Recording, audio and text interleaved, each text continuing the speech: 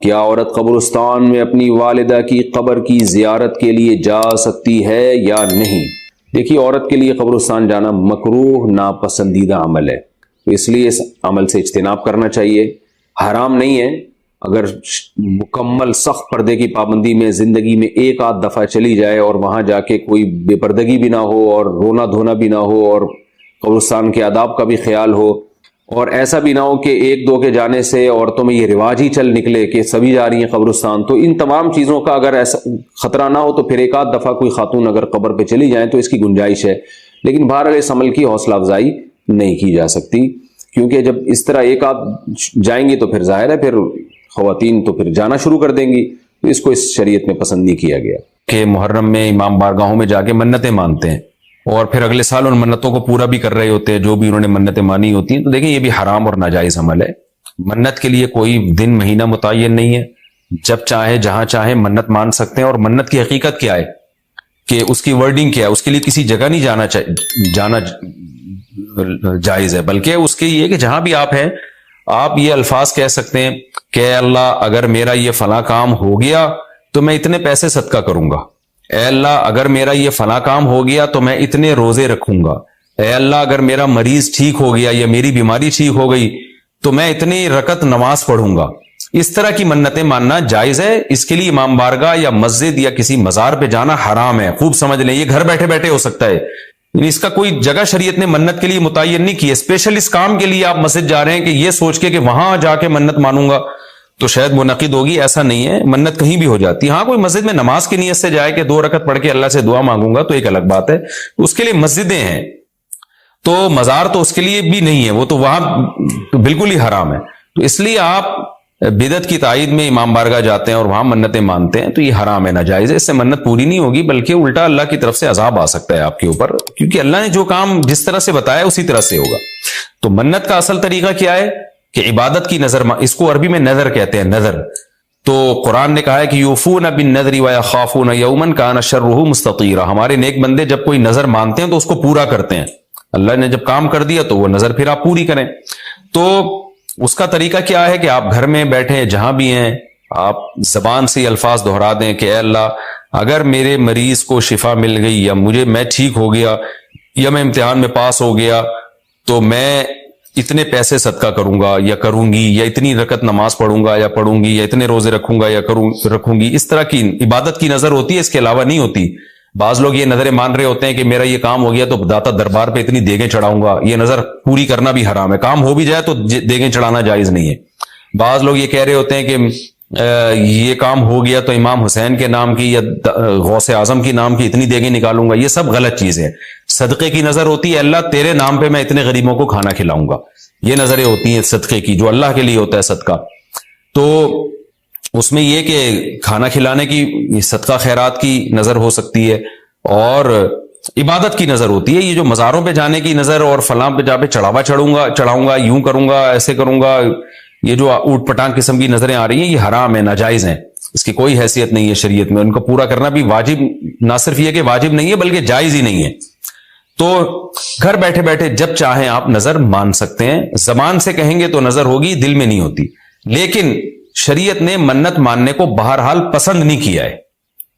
نبی صلی اللہ علیہ وسلم نے فرمایا کہ جو نظر مانتا ہے نا وہ تقدیر کو تو نہیں ٹال سکتا، اللہ اس کے ذریعے کنجوس سے پیسہ نکلوا دیتے ہیں، یعنی تقدیر میں بیماری ٹھیک ہونا ہوگی تو ہو جائے گی، کامیابی ہوگی تو ہوگی، وہ تو لیکن کیا ہوتا ہے کہ بندہ ٹھیک ہو جاتا ہے اور جو آدمی کبھی صدقہ نہیں کرتا اس بہانے اس کی جیب سے، کنجوس کی جیب سے پیسے نکل جاتے ہیں، ویسے تو دے نہیں رہا تھا صدقہ تو اللہ نے بیماری میں ڈال دیا، چل اب منت مان تاکہ میں بیماری ٹھیک کروں اور تو اب پیسے نکال یہاں سے۔ تو کنجوسوں کے ذریعے، کنجوسوں کا پیسہ نکلوانے کے لیے یہ کام ہوتا ہے، بے نمازیوں کو نماز پڑھوانے کے لیے، جو روزہ نہیں رکھتے ان کو روزہ رکھوانے کے لیے۔ تو اس حدیث سے پتہ چلتا ہے کہ منت اور نظر کو جائز ہے لیکن پسند نہیں کیا گیا۔ علماء نے اس کی وجہ بیان کی ہے کہ یہ ایک طرح سے نا اللہ سے ایک طرح کا مقابلہ چل رہا ہے کہ اللہ میرے مریض کو یا مجھے ٹھیک کر دے تو میں اتنے روزے رکھوں گا، یعنی بارگیننگ ہو رہی ہے اللہ تعالیٰ سے کہ اگر نہیں ٹھیک کیا تو میں نہیں رکھتا، جا بھائی، اے اللہ اگر میں پاس ہو گیا نا تو میں 1,00,000 روپے صدقہ کروں گا، اگر نہیں ہوا تو ہم بھی صدقہ نہیں کر رہے۔ تو ایک طرح کا نا مقابلہ چل رہا ہے۔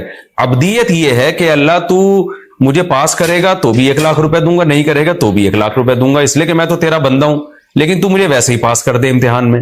چاہے میں لاکھ دوں یا نہیں دوں، میں تو تیرا بندہ ہوں، میں تو فقیر ہوں۔ فقیر بارگیننگ تھوڑی کرتا ہے۔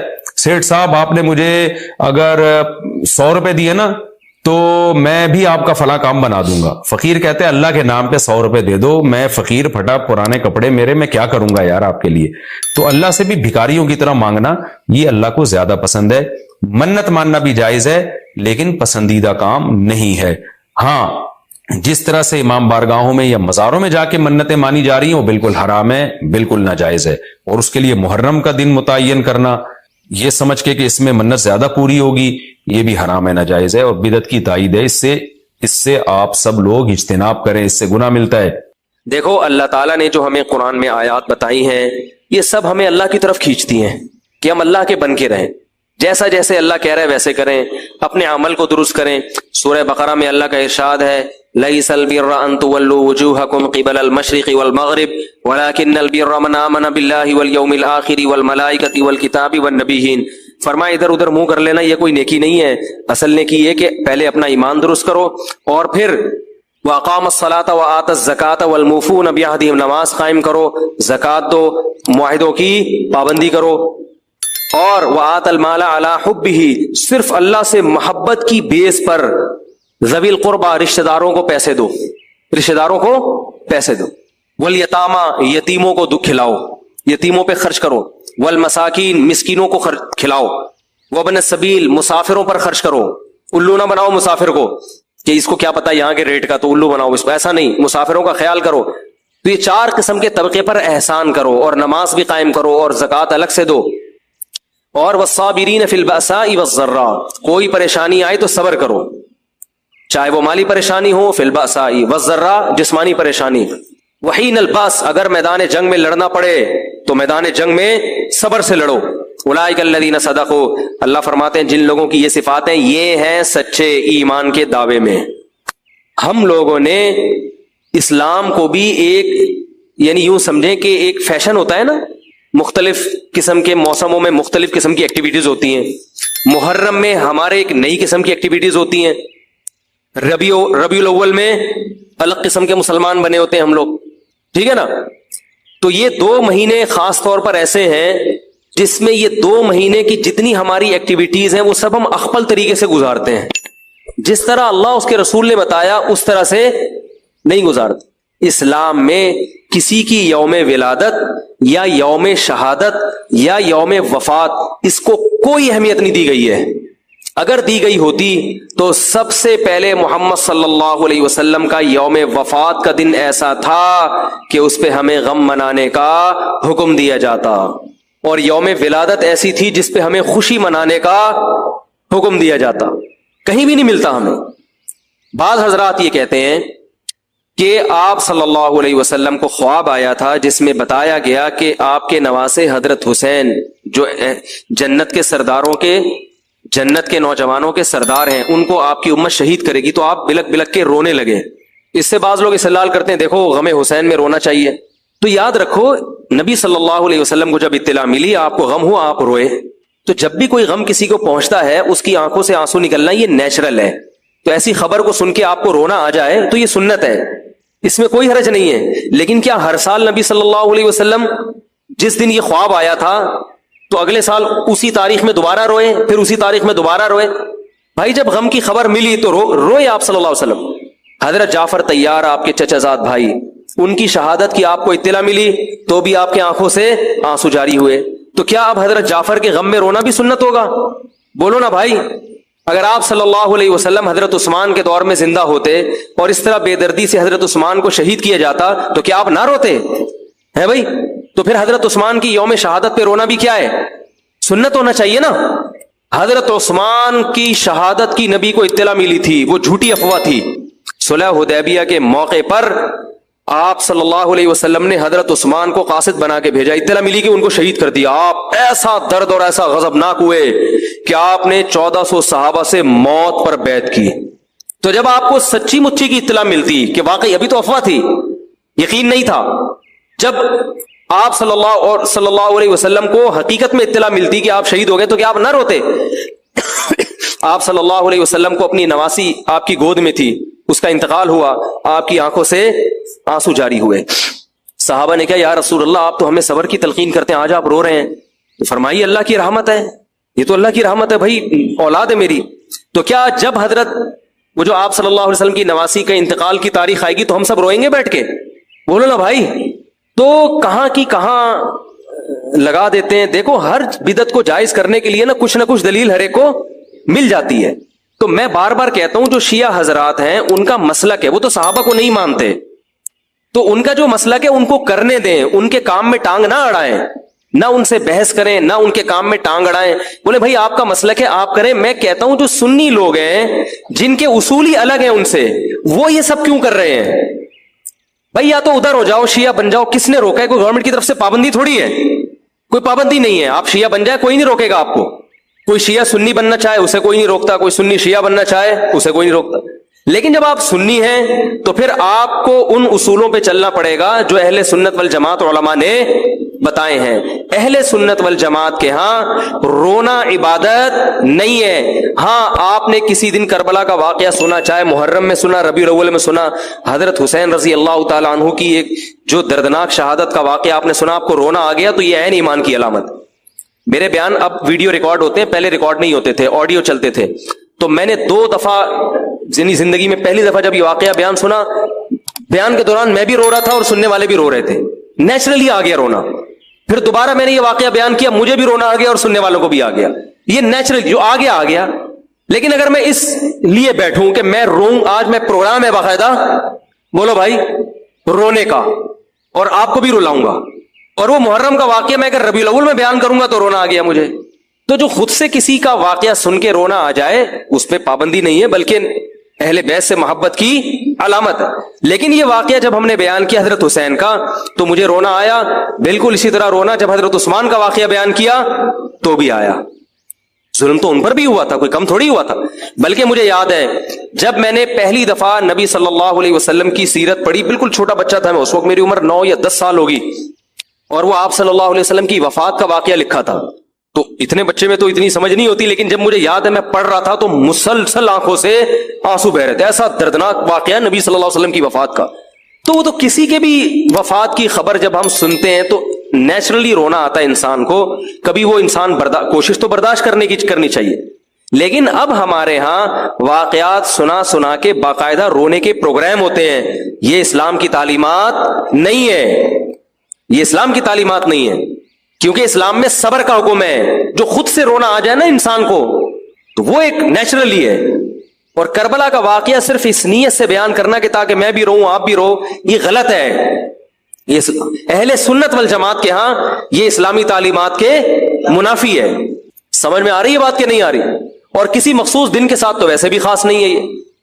اور ویسے بھی شریعت میں صحیح بخاری مسلم کی حدیث ہے، آپ صلی اللہ علیہ وسلم نے نوحہ کرنے والی عورتوں پہ لعنت، نیاحہ کہتے ہیں چیخنا چلانا. آپ کو پتا ہے زمانے جاہلیت میں جب کسی کی میت ہوتی تھی تو باقاعدہ پیسے دے کے عورتوں کو رلوایا جاتا تھا. پیسے دے کے. آج بھی بہت جگہوں پہ یہ ہو رہا ہے، پیسے دے کے رلوایا جاتا ہے. تو نبی نے تو ان عورتوں پہ لعنت کی ہے جو فری میں روتی ہیں، پیسے دے کے نہیں، جو فری میں میت پہ روتی ہیں. اور چیخ چلا کے رونا تو ویسے ہی حرام ہے اسلام میں. میت پہ جب بھی نبی صلی اللہ علیہ وسلم روئے ہیں آپ کی آنکھوں سے آنسو، بس چیخ چلا کے نہیں روئے ہیں. حضرت جعفر طیار بھی تو اہل بیت میں سے تھے. جب شہید ہوتے ہیں آپ کی 4 جوان بیویاں بیوہ ہوتے ہیں، چھوٹے چھوٹے بچے یتیم ہو جاتے ہیں، تو ان کی بیویاں جب روتی ہیں تو گھر سے باہر آواز آتی ہے. آپ نے پہلی دفعہ سمجھایا جا کے کہ ان سے بولو اپنی آوازوں کو پس کرو. جب دوبارہ تو آپ نے فرمایا منہ پہ خاک پھینک دو جا کے. حالانکہ ان کا جو رشتہ حضرت جعفر طیار سے تھا وہ ہمارا نہیں ہے، ہم تو بہت دور کے ہیں. اہل بیت سے جو جتنا ان کی بیویوں کا رشتہ ہے اتنا تو ہمارا نہیں ہے نا. ان کو چیخ کے رونے کی اجازت نہیں تھی. اور آج ہمارے ہاں کیسے ہوتا ہے، ہاں ہو چیخ رہے ہیں، پیٹ رہے ہیں. گریبان چاک کرنا اسلام میں حرام ہے روتے ہوئے. گریبان چاک کرنا اس پہ لعنت ہے نبی صلی اللہ علیہ وسلم کی. تو آج گریبان بھی چاک ہو رہا ہے، رو بھی رہے ہیں، پیٹ بھی رہے ہیں. تو بھائی وہ شیعہ حضرات کا ایک مسلک ہے، ان کی رائے ہے، ان کو ان کی رائے پہ چلنے دو. آپ جو اہل سنت والجماعت کو فالو کرتے ہو تو یا تو ادھر ہو جاؤ یا ادھر ہو جاؤ، درمیان میلہ لٹکو. درمیانی آدمی کہیں کبھی نہیں ہوتا.